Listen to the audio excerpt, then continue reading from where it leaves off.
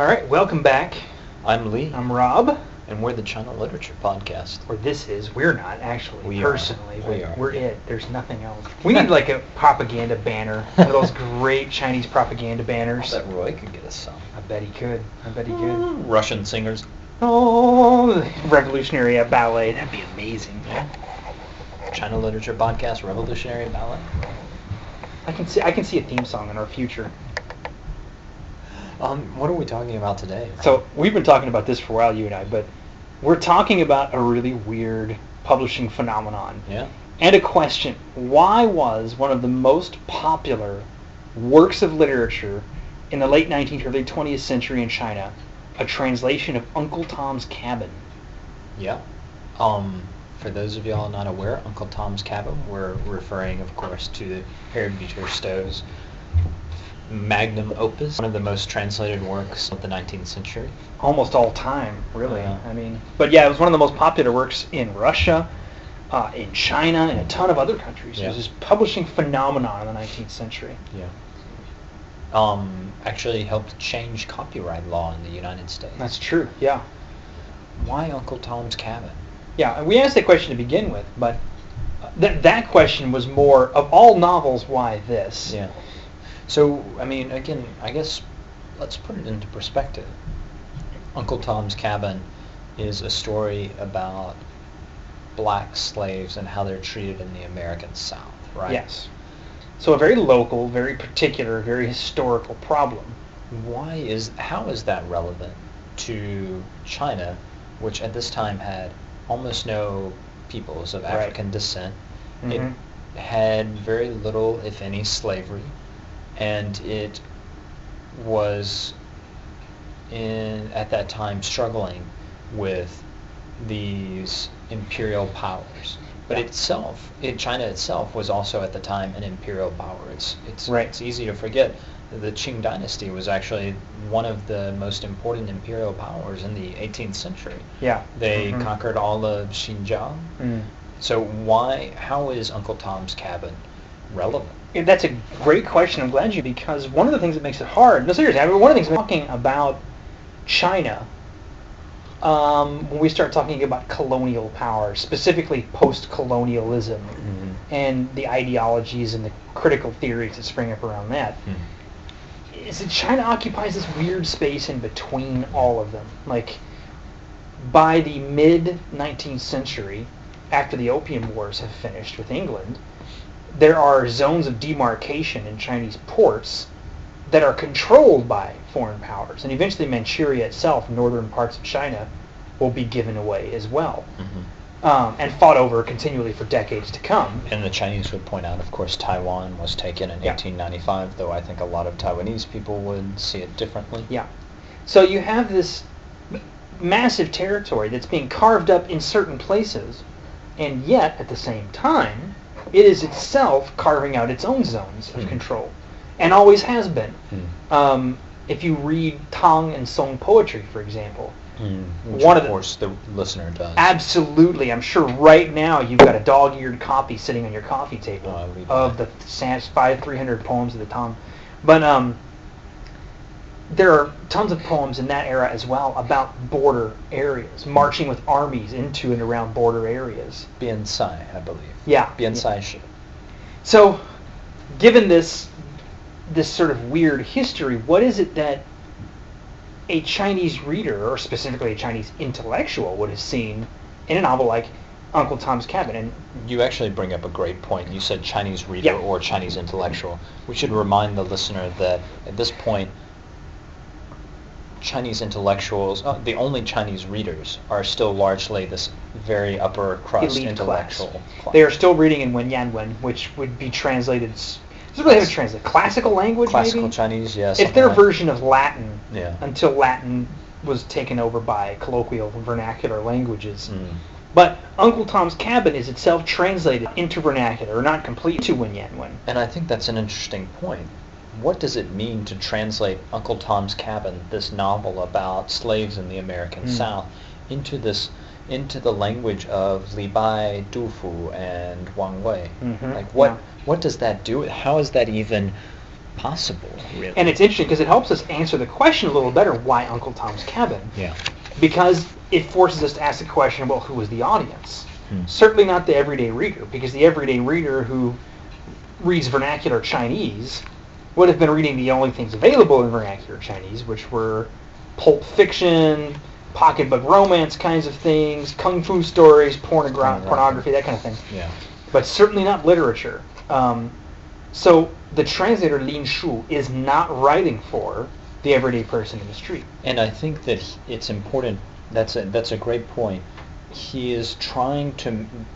The only things that can be considered in vernacular are things that are topics that are unserious. Right. So that implies that what he's doing is something very serious. It's a discourse of kind of importance to the nation, or importance. I don't think we can talk about China as a nation right now, but importance to China on a very large political scale. Mm-hmm. Right. Yeah. Mm-hmm.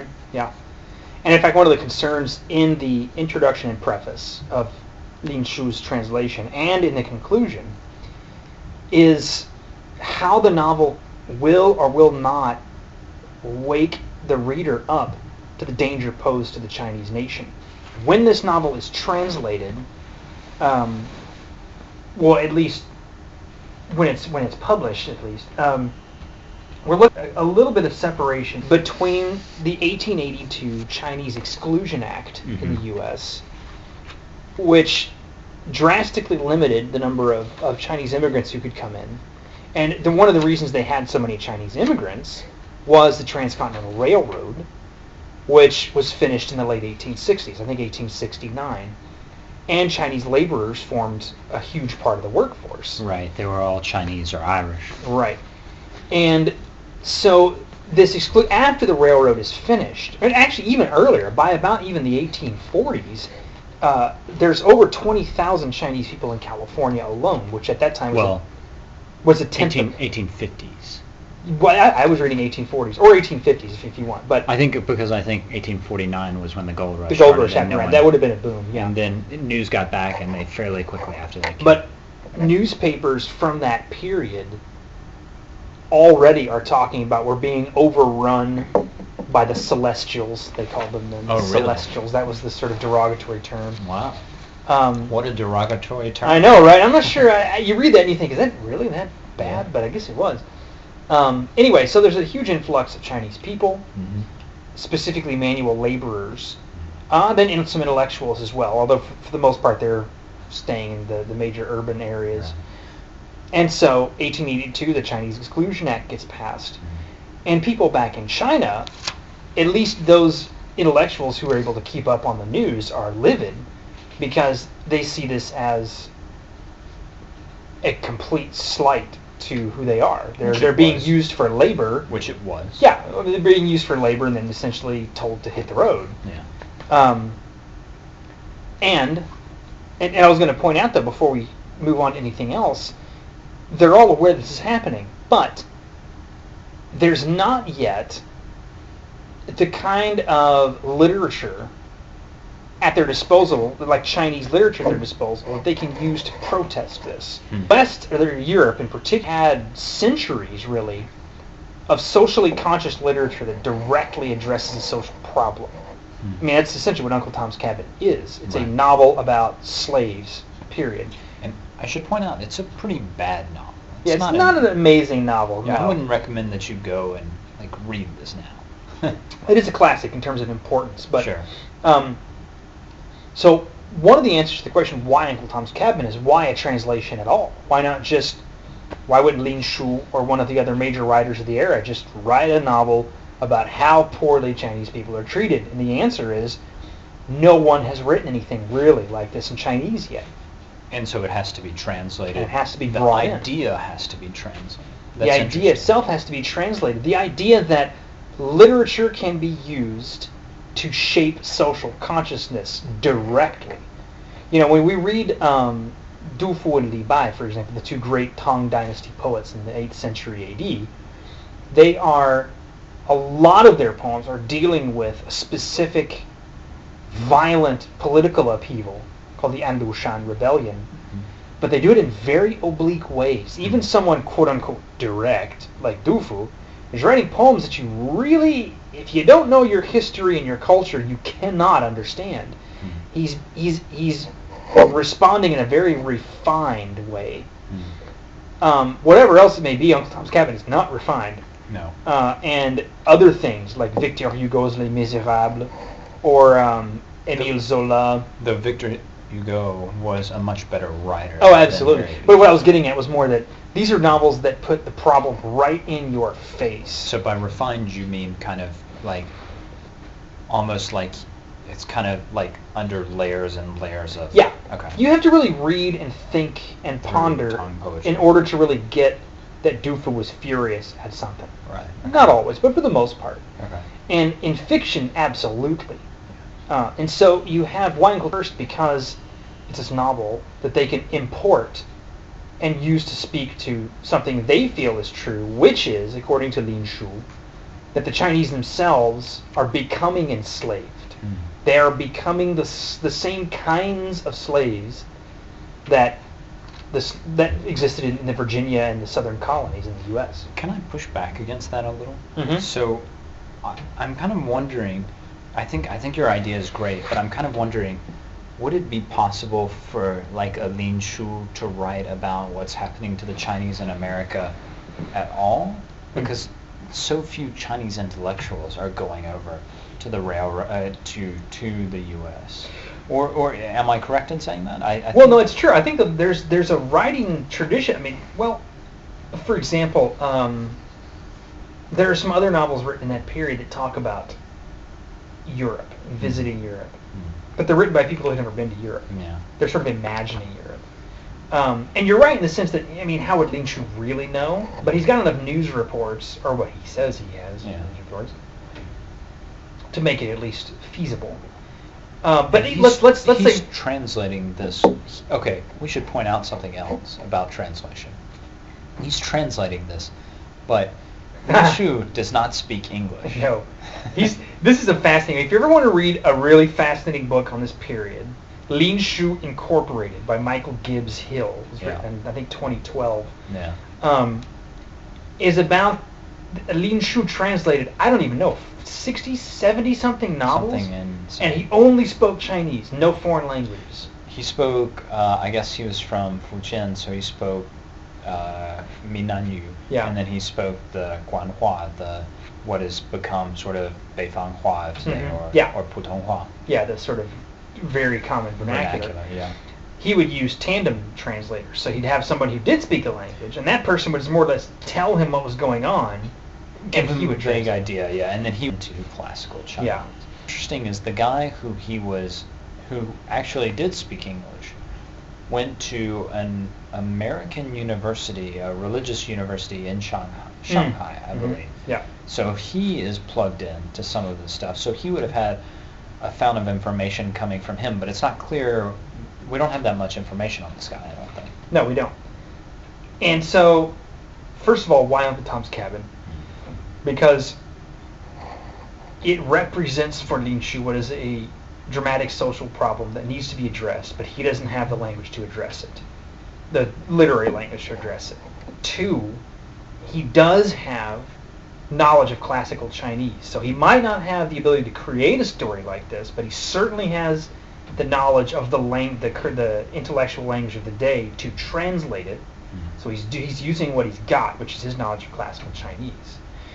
And why classical Chinese? Because the only audience intelligent or informed enough to actually create reform and change were the people who read the Wen Yan Wen. And so he's taking this novel of social consciousness and transmitting it to the sort of people who can read it. And I just want to point out, at this time, there did exist vernacular literature. Sure. But it was much more geographically confined than something true. in Yeah. Wen. So you had writers who were writing in Shanghaiese, and you had writers like Hong Lemeng, which is written by... That's not a writer, that's a book. Yeah. you had books like Hong Lemeng who were written by writers like Cai Shuiqing, and those are directed... That is still a more national audience than like Shanghaiese. Right. But it's still not entirely a national audience like Wen Yan Wen would be. Right. So actually, when we think about it, translating this into Wen Yan Wen makes total sense. Yeah, it does. It does. If you're trying to appeal to a broad range of people. So the next question really is we mentioned a little earlier, but one of race.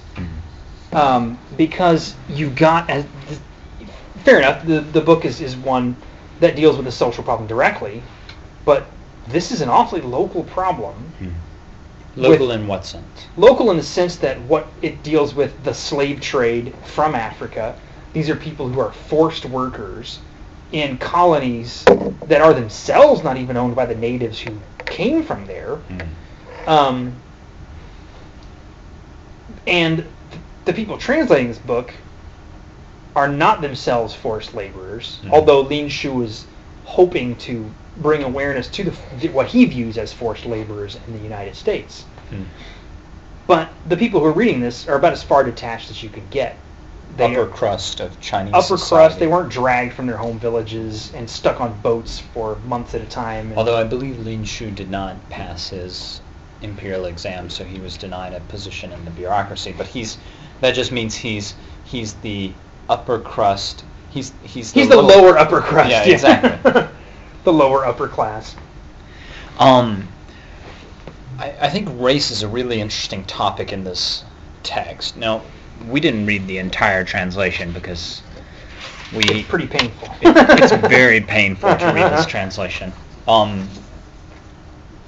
What is interesting, I do think, and it's what I want to focus on, is the introduction. Yeah. The I don't know how to define 列言. I guess introductory remarks. Yeah. And the conclusion. Yeah. You mentioned before that there's almost one of the reasons that this has to be translated is because it's almost impossible for them to talk about protest, like just protest literature. Right. And I want to suggest maybe something quite radical, that it's almost impossible for them to talk about Chinese and being Chinese because they don't have a language for talking about Chinese in China. I'm interested in this research topic, just kind of cards on the table. I think it's fascinating that it doesn't appear in this text, at least, that there's one particular word for China. There is, at least in Lin Shu's rendition, he seems to be floating in those three portions of the text, or I guess the preface, the introductory remarks, and the conclusion. He's really having trouble figuring out how to talk about what he wants to talk about. Because in that introduction there, he says, this happened to black people because they didn't have a strong nation. They were enslaved. And they were enslaved because they didn't have a strong nation. But what's interesting is he doesn't ever land on a nation. He doesn't actually say like, oh, what we need is for China to be stronger. He does some really strange things. In that introduction, he's constantly referencing Huangren, which is literally yellow people. Now, that's interesting right there because until a few decades before, no one in China was discussing Huangren. Right, no. They were talking about like various levels of kind of like centralness. Yeah. Who was closest to the seat of power. Right. Yeah. And so, for example, Japanese people would have been these wild barbarians because they are far away from the seats of power. Same thing, but they're a little bit... It's kind of, I think Levi-Strauss puts it in terms of the cooked and the raw. Oh, yeah. But it's not really clear what's going on, though they are discussing issues of race and ethnicity at this time in the Qing Dynasty, particularly because the Qing is ruled over by by the Manchurians who don't speak a Sinitic language. They don't speak Chinese. They speak some language, a Central Asian language. But he's evoking the Huangren, the yellow people, in this introduction in this really weird way. It's almost like he's trying to equate Huangren with Huiren. And he does this rhetorically so that we can understand that this happened to the Harriet, to the black people, and it will happen to the yellow people if they don't get a strong guo. But it's not clear what that guo is. And what's really weird is this is written in 1901. And so... Or translated, rather. Translated in writing. Well, I guess this is technically written. The introduction is... The preface is written in 1901. And already the Qing Empire... is crumbling and has been defeated by the Japanese already. The Japanese Empire, this rising main power in Asia. And it's just kind of like, it seems weird that here we have a guy who's a Chinese intellectual who is evoking this sort of, I guess, Pan-Asianism. I guess that's what he means by yellow, is Asian. But I don't know what to do with it. I mean, do you have any thoughts? Well, what's interesting to me is that he never says, for example, we must protect the nation. He mentions more that we must be a nation, which implies... But he doesn't say which nation. Right. But what I'm saying is he's not talking the established entity. He's talking about something that needs to come together and happen. So we're dealing with whatever it ends up being is a thing that's in the process of being formed. And at least according to Lin Shu, this is something that A, has to happen in order to not become like the slaves in this text, but B, on some level, can happen through this text, through the influence. So that brings me to the conclusion. Okay. There's this really interesting line, and I'm just going to read it out in my best Wenyan Wen. I apologize to the listener who is obviously much better at Wenyan Wen than I am. Of course. But this is the line. 此谓无化有国度也. Looking at this translation, Rob, why don't you translate that for us? Because your Wenyan Wen is phenomenal. It's not phenomenal. I would just read it as, can we say that the Chinese people have a nation or do not have a nation? Okay. I think that's interesting. So I want to point this out, though. Hua is a very problematic term because it's not really clear where that boundary is and, if that is Chinese or how that maps onto our word for Chinese. Because we wouldn't call them that anymore. No. Today, the modern Chinese is 中国人. But that's specifically for a member of a nation state. Right. But the Hua, I mean, if you ask, for example, Chinese people what they think... I remember asking my students once in China about Gao Xingjian. Gao Xingjian won the Nobel Prize in 2000, but he's technically a French citizen. He lived in China until he was 50, and then in 89 fled the communists and went to France, and has been writing there ever since. And if you ask him if he's a Zhongguoren, they all say, well, no, clearly, not Chinese at all, even though he writes in Chinese, he lectures in Chinese, and he draws on classical painting style for his own illustrations. They'll say, no, he's not Zhongguoren, but he is Zhonghuaren. They'll even say that about the Taiwanese also, like, we're all Zhonghuaren. Well, they would say Zhongguoren also. But so Guo here is more of a political state than a cultural group. But what I find interesting about this passage, and it's something that I don't think anyone's... I don't think there's enough been done with it, and I want to do more with it. But it's suggesting that the Hua don't have a nation. Yeah. Isn't that strange? I mean, what is the Qing Empire if not a Hua nation? And I think, but this gets at something though that really is absolutely crucial if you want to understand anything about Chinese politics in the 20th and 21st centuries, and that is, at this period in time, China had basically been carved up like a turkey, at least in their influential areas, in Shanghai, in Beijing, in Tianjin, in the port areas, the place where you would have been making the most money, essentially. So the people at this time are looking around going, hang on a second, we have a culture that goes back thousands of years. We have science, we have art, we have literature. Why are we a doormat for the rest of the world? And that's something that goes all through the 20th century. Why are we still being pushed around if we're such a great culture? And I think that's one of the things, at least, that in that passage we're looking at right now, he's getting at. Is it's not that we don't have a culture, we don't have a history and a tradition, but this Guo, I mean, if we're getting pushed around, are we really like a state? Do we even have a government that can protect us? What's interesting is he doesn't propose. I mean, so the word 中国 is not really used in this text. No. There are two uses, I believe, in the 列言. But it's talked about in more of a cultural sense. There's an opposition between the Zhong, the central, and the Xi, the west. And then I think there is another use of 中国 in there somewhere. But it's not really, it doesn't seem like an option as a country. No.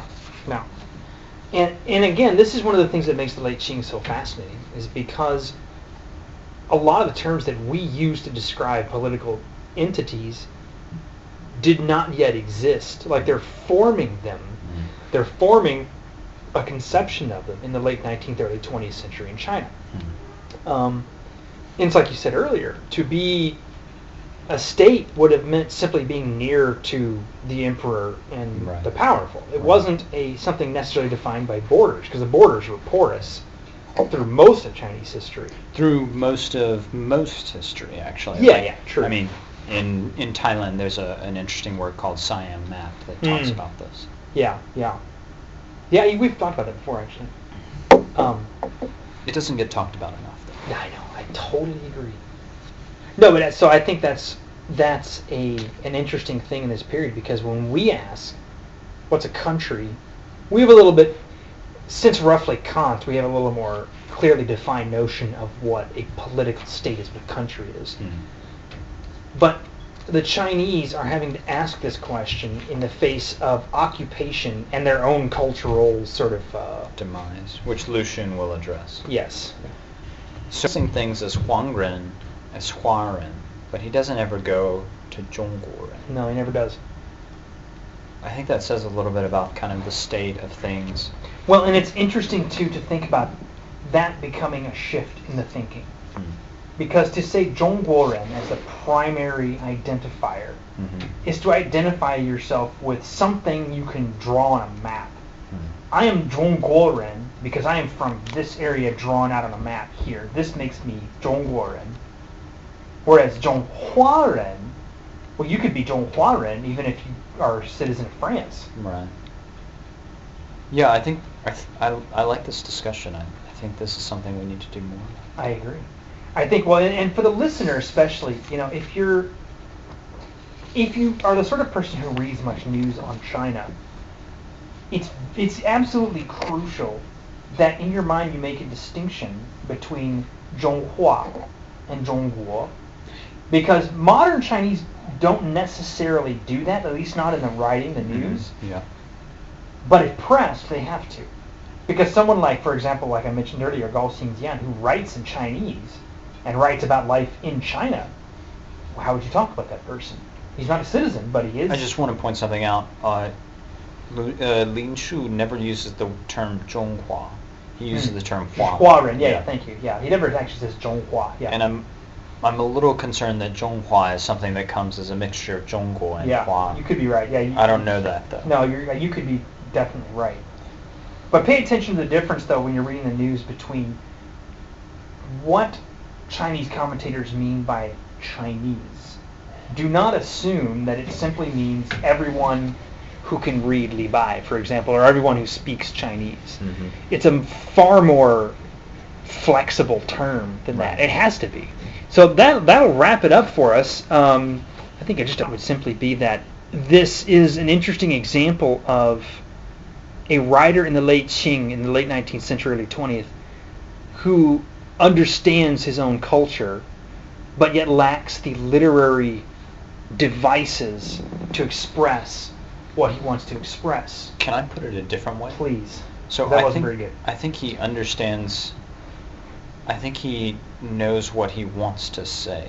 Okay. He doesn't know how to say it. Okay.